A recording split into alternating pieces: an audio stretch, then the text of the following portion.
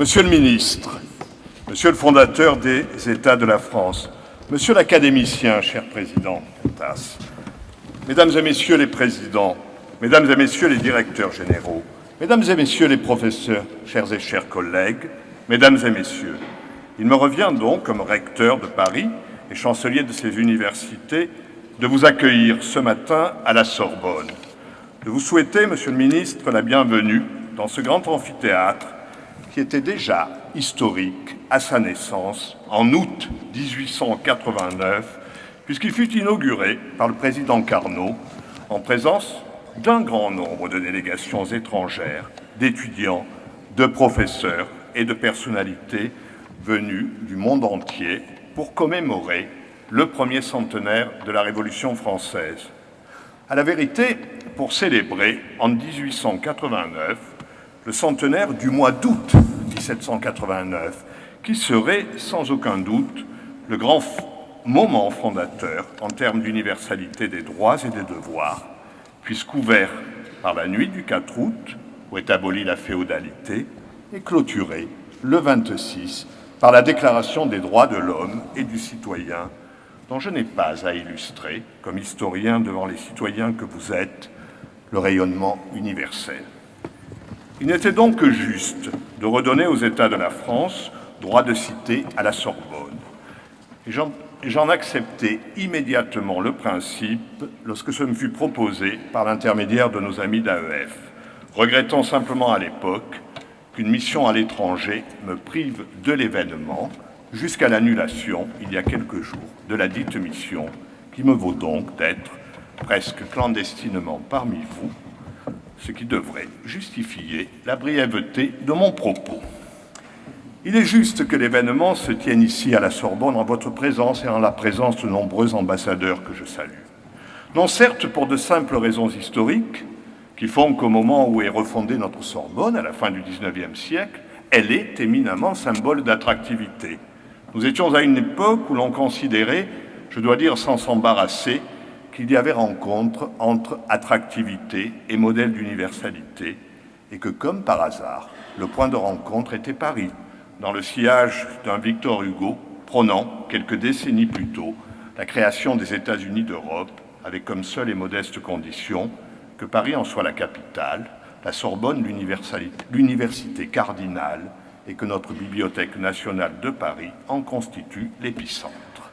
Du reste, à la fin du XIXe siècle, lorsque la Sorbonne, des années 1890, attire des étudiants et des maîtres étrangers, toujours plus nombreux, cet universalisme se conjugue avec la reconquête d'un rôle économique et financier mondial, après la Grande Dépression des années 1880, puisqu'avec son taux de croissance annuel élevé, sa modernisation structurelle réelle, la France de la seconde révolution industrielle déploie, vous le rappelez sans doute, des investissements extérieurs qui concentrent le quart des placements de capitaux du monde, juste derrière le Royaume-Uni, à la veille de la guerre de 14. Mais au-delà de ces raisons historiques, qu'il faut certes relativiser, il en est de plus actuelles, qui rappellent la relation étroite entre attractivité, compétitivité et diffusion des savoirs. Le président de la République lui-même, s'adressant ici, dans son discours de la Sorbonne, le 26 septembre 2017, à des jeunes étudiants français et étrangers, a redit combien le monde des savoirs et de la culture était au principe d'un déploiement européen et donc international de notre pays. Nos ministres de l'Éducation nationale et de la jeunesse, ainsi que de l'enseignement supérieur, de la recherche et de l'innovation, sauront magistralement dire et réaffirmer, si nécessaire, aujourd'hui, le rôle de toute la chaîne éducative, de l'école primaire à l'université, comme chaîne d'attractivité internationale. Il ne me revient pas d'y insister, alors même que le Premier ministre a présenté lundi matin la grande stratégie internationale de nos universités et de notre recherche, en présence des présidents d'université et de quelques recteurs dont j'étais. Qu'il me soit simplement permis, avant de rendre la parole à qui de droit, de rappeler, au nom de nos deux ministres, certes, et en celui plus propre de la communauté éducative et académique parisienne et francilienne, qu'il me soit permis de rappeler que la chaîne d'attractivité est un mécanisme qui, comme l'amitié internationale, est une relation de transitivité. Nous savons plus que jamais qu'il nous faut éduquer nos jeunes au monde et à l'altérité, en commençant par leur rappeler la place historique et actuelle de la France dans ce monde. Cette altérité bien comprise, que résume la récente historiographie de l'histoire mondiale de la France de Patrick Boucheron, cette altérité bien comprise avec la France et la place de la France bien située, voilà la meilleure façon de faire de ces jeunes des vecteurs de rayonnement économique et de faire de notre pays ce campus et ce laboratoire capable d'attirer leurs pairs et donc les forces intellectuelles et économiques chez nous. Comme vous y œuvrez, nous nous engageons en ce qui nous concerne, à Paris, à ce que la translation des savoirs et la pérégrination des femmes et des hommes de culture et d'études soient, en conscience, toujours plus liés au rayonnement économique de notre pays, bien certain, en retour, que les acteurs économiques que vous êtes nous aideront aussi à dépasser la vaine opposition entre sciences pures et sciences appliquées et à faire progresser sous toutes ses formes, sous toutes leurs formes, les humanités et la science vivante. Merci et bienvenue à vous tous en Sorbonne. Aujourd'hui, nous sommes très heureux d'accueillir le dernier prix Nobel de physique français, le prix Nobel de physique 2018, Gérard Mourou. Merci d'être avec nous aujourd'hui. Venez, venez.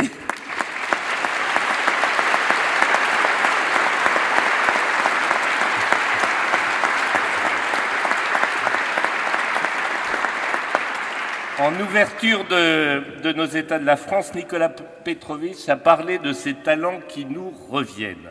Vous en faites partie, puisque vous avez pendant près de 30 ans exercé vos talents à l'étranger, à l'Université de Laval au Canada, à l'Université de Californie à San Diego, à l'Université de Rochester, à l'Université du Michigan, et vous êtes revenu ici en France en 2005 pour prendre la direction du laboratoire d'optique appliquée commun à l'École Polytechnique, au CNRS et à l'ENSTA Paris Tech.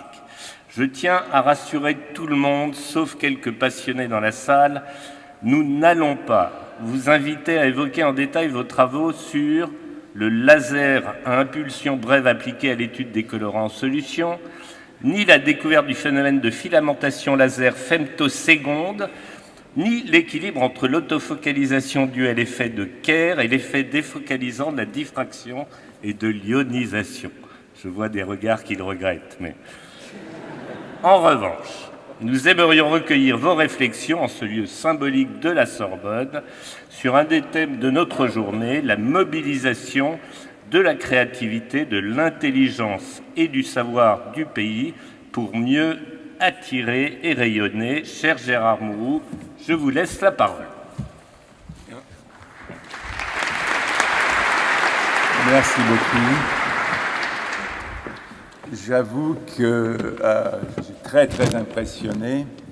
En fait, je suis impressionné parce que je ne m'attendais pas tout à fait à ça.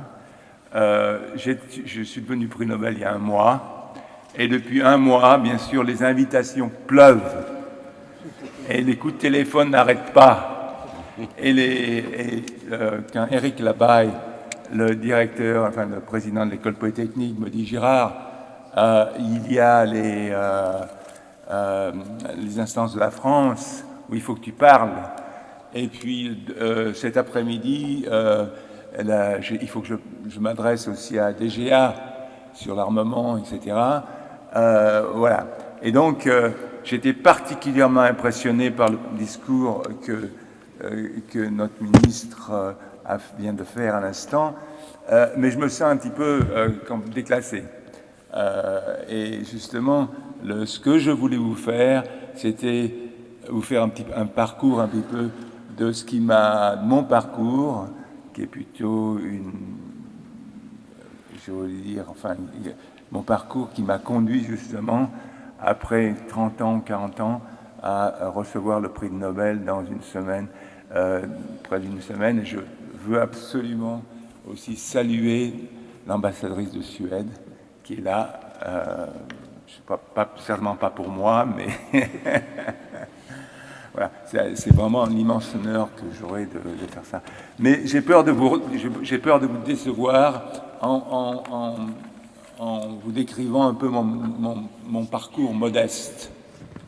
Et surtout, qu'il ne soit pas transcrit, même si je suis prix Nobel, je ne dis pas toujours la vérité. Et je ne suis pas un dieu.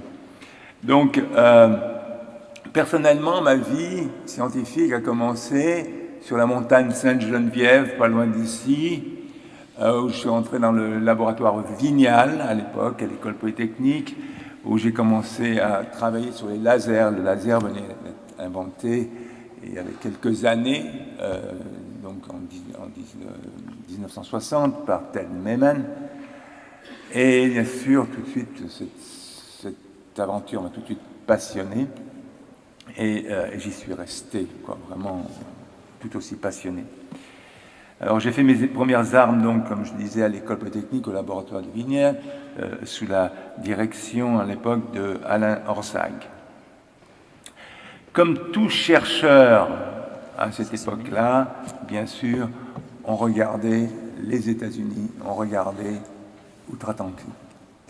Et donc je suis parti d'abord à Montréal parce qu'il fallait que je fasse mon service militaire. J'avais choisi de faire mon service militaire dans le cadre de la coopération scientifique.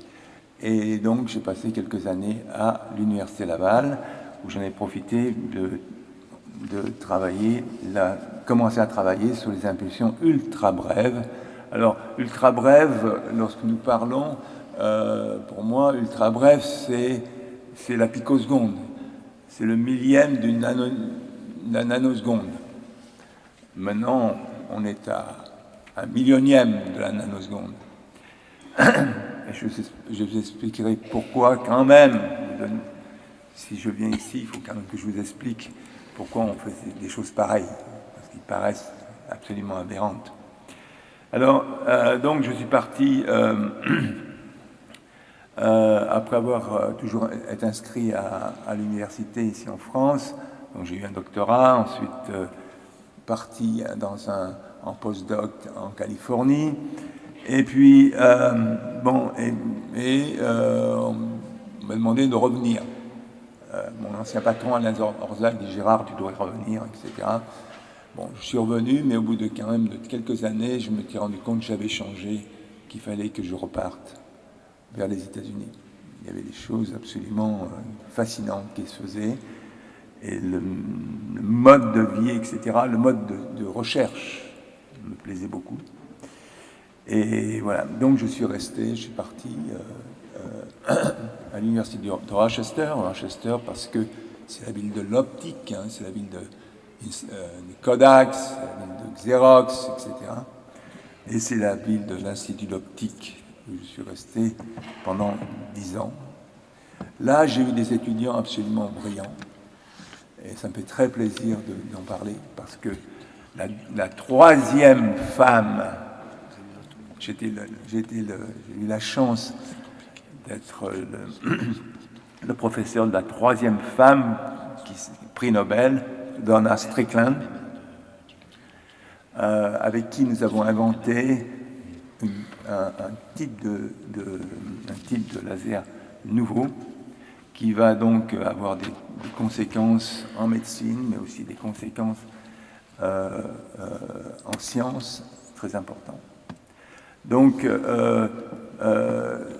j'avais dans mon groupe de recherche cette étudiante qui allait devenir la troisième Marie Curie dans mon groupe. Et c'est pour vous dire, à l'époque, avec vraiment la qualité des étudiants que j'avais, quoi. Parce que les autres n'ont pas pu avoir un prix Nobel, mais ils auraient pu l'avoir. Et donc, ce sont ces travaux à Rochester que nous avons fait ensemble avec Donna, qui ont permis d'inventer le laser CPA.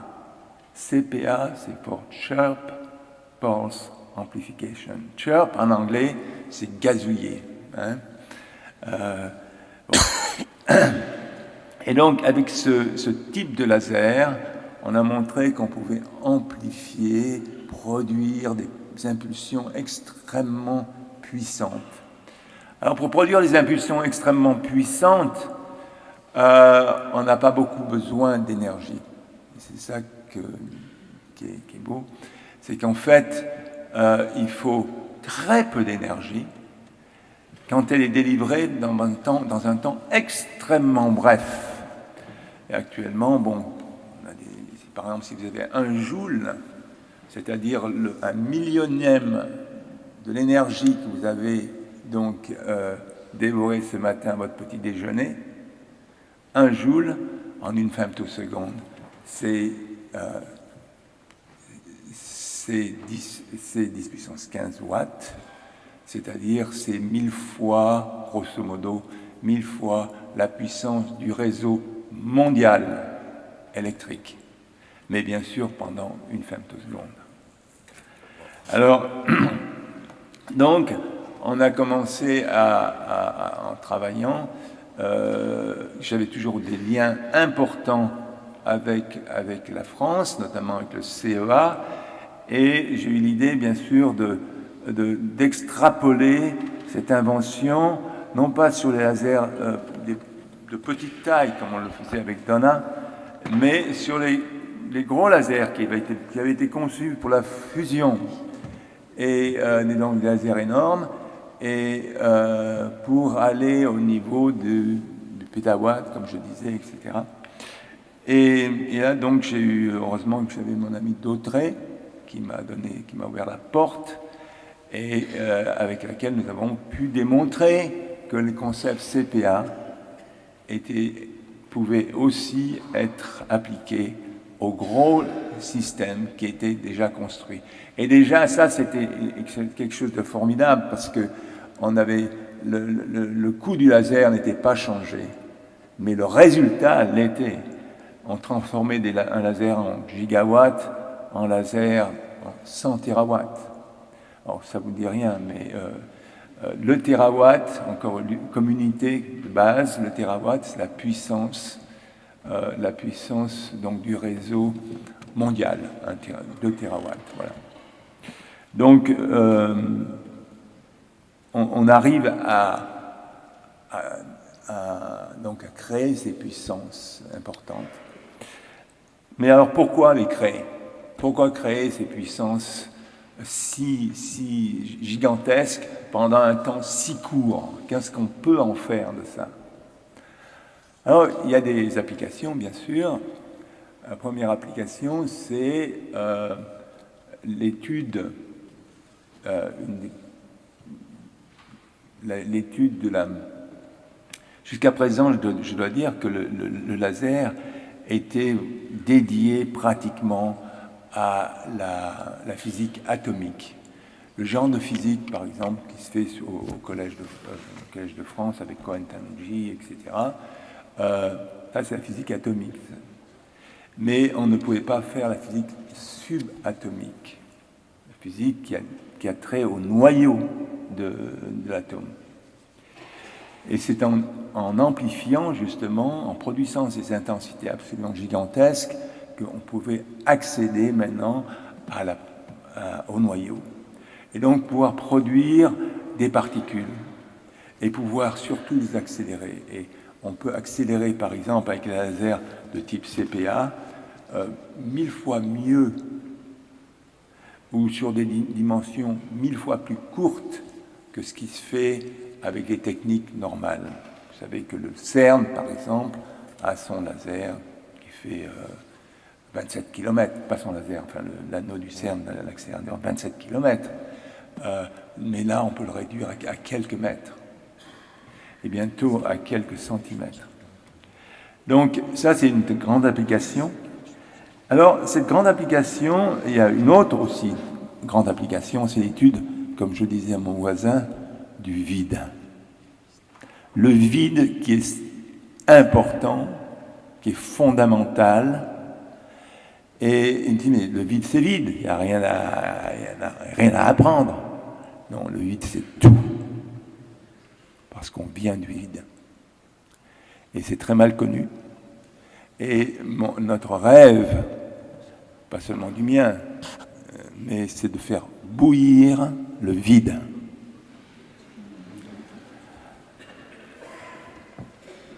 Bon, ça paraît bien sûr fantaisiste, mais c'est absolument fondamental.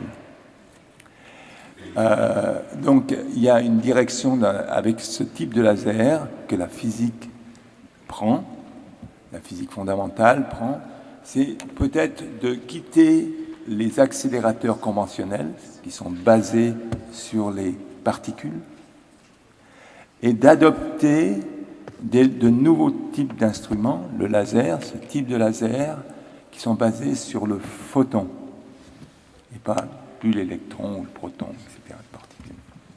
Voilà, ça c'est donc là le Graal que nous avons tous, c'est ce qui nous fait vibrer. Et alors, comme dans chaque fois qu'on fait quelque chose, qu'on fait de la recherche, eh ben, des fois on fait des découvertes. Et une découverte que nous avons fait justement avec ce laser ultra puissant, qui n'était pas destiné du tout à la médecine, c'est qu'un de mes étudiants, en alignant ce nouveau type de laser, reçoit une fraction du laser dans l'œil. Alors, ce qui est tout de suite, nous l'avons amené bien sûr à l'hôpital, à Rochester, au Kellogg's Eye Center, et là, un ophtalmologiste, un interne, regarde mon étudiant et il est stupéfait. Il dit « Oui, effectivement, tu as eu un impact dans l'œil sur la rétine, mais qu'est-ce que vous avez comme laser ?» Alors l'étudiant lui dit, qui est un étudiant du PhD, hein, donc l'étudiant lui dit c'est un laser femtoseconde, blablabla, etc. Il dit « Mais pourquoi vous me posez cette question ?» Il dit « Parce que le dommage est parfait. » Et il était parfait. Il était parfaitement circulaire. Il n'y avait aucun dommage collatéral. Et donc, tout de suite, ça, les gens de Michigan et le président de Michigan, Bill Start, qui dit « Bon, voilà, je mets 500 000 $ sur la table. Il faut qu'on démarre une industrie là-dessus. » C'est ce qu'on a fait. Et la compagnie, qui a été une des premières compagnies, maintenant il y a beaucoup de compagnies qui font ça, nous a... ça veut dire quoi? Ça veut dire que j'ai passé le temps. Exactement. Encore une minute ou deux. Une minute et deux pour raconter ma vie. Ah, vous êtes pas gentil. Hein. Non, mais quand on est un prix Nobel, on peut avoir un peu plus. N'est-ce pas? Non, mais rassurez-vous, je n'en ai pas beaucoup de super. Donc, maintenant, effectivement, je pense qu'il y a beaucoup de gens d'entre vous qui ont certainement eu des opérations de la cataracte, ou bien de la chirurgie réfractive, basée sur le laser femtoseconde. Il y a à peu près 2 millions de personnes qui l'ont. Hein, donc, voilà. Donc, maintenant, alors là, en une minute pour vous dire que en visitant les gens de l'école polytechnique, un jour m'ont dit, écoute Gérard, il faudrait quand même que tu viennes. J'avais effectivement fondé un gros laboratoire à l'Université de Michigan, qui était le plus gros laboratoire du National Science Foundation, et pour, bien sûr, travailler sur ces domaines de CPA, etc. Il dit, Gérard, il faudrait que tu viennes nous aider un petit peu à construire des gros projets. Bon, j'en ai parlé à ma femme. Alors, ma femme, quand même, quand on était parti aux États-Unis, je lui ai dit, non, tu sais, on en a pour 3 ans seulement. Hein, 3 ans. 30 ans après, on était encore. Hein. Bon. Alors, bon, j'ai saisi cette opportunité et je suis venu donc pour diriger un laboratoire, être professeur à l'école polytechnique, etc. Et tout de suite, là, et ça c'est histoire qui va vous plaire. Il y avait l'Union européenne avait des plans justement pour créer des grandes infrastructures. Alors bon, j'ai dit, mais moi j'en ai une grande infrastructure, ce serait de construire le laser le plus puissant au monde, pour faire justement cette physique qui m'attirait beaucoup. Et tout de suite, bon, les gens se sont emballés là-dessus, et donc j'ai eu cet énorme grant d'1 milliard d'euros pour construire ce laser. Alors ce laser devait être construit, moi je l'envisageais en France, mais il a dû être construit en Europe, dans les pays émergents. Donc ce laser en fait est décomposé en trois parties, avec des thématiques différentes, et construit en Hongrie, en Tchéquie et puis en Roumanie. Voilà. C'est le fameux projet Extreme Light Infrastructure, ELI. Alors, j'ai été extrêmement, là où je pense que ça peut donner des cordes à votre arc, c'est que finalement, pour montrer que la France est dynamique, pour montrer que la France peut s'embarquer et conduire des projets importants, on a eu le plaisir d'avoir le NAS, National Academy of Science, venir en France, pas exactement en Europe, c'était à Prague, mais pour voir ce fameux projet ELI qui avait été conçu par la France et dirigé. Alors, mais vous allez me dire, mais oui, mais il a été construit ailleurs. C'est vrai. Mais l'industrie française en a énormément bénéficié de ce projet donc énorme. Il y a eu plus de 100 millions d'euros qui sont revenus à l'industrie photonique, laser et photonique en France, et qui l'a aidé vraiment à fleurir. C'est important parce que maintenant, ces industries, les Thales, les Amplitude, etc., vendre ces projets. La France est en tête dans ce domaine. Et donc, ça illustre bien l'importance de faire de la recherche et l'importance d'entreprendre et pas de se cacher derrière sa cravate, parce que c'est un peu, je pense, un peu le problème français, c'est qu'effectivement, on n'ose pas assez. Et donc, je crois que je vais terminer par ceci. En fait, je suis parti plus de 30 ans aux US, mais je n'ai jamais quitté la France, et j'ai toujours finalement travaillé avec la France, et j'en suis très content, surtout maintenant avec les projets ELI, qui sont des projets phares. Mais je ne voudrais pas qu'on oublie une chose, c'est que ces idées-là sont des idées qui ont été peut-être faites par quelqu'un qui avait été éduqué en France et éduqué aux États-Unis, mais revenir en France, donc ça en dit long sur la fuite des cerveaux, qui, à mon avis, est absolument nécessaire. Pas néfaste, mais nécessaire. Cet échange, cette mobilité qu'il doit y avoir entre les pays et les scientifiques. On ne parle pas de rester 40 ans dans le même laboratoire, mais il faut changer, il faut aller voir d'autres horizons, etc. Donc, mais après tout cette odyssée, après 45 ans, voilà, je suis revenu en France et pour recueillir un prix Nobel, qui peut-être j'ai un peu... je suis très redevable pour les États-Unis, je crois, mais on est redevable, en fait, pour tout le monde, parce que ce qui est important, c'est justement vraiment les échanges, et bien sûr, dans le cas de la recherche, les échanges internationaux, c'est quelque chose de très, très important. Voilà. Bon, je vais arrêter là, parce que maintenant, le chairman va me...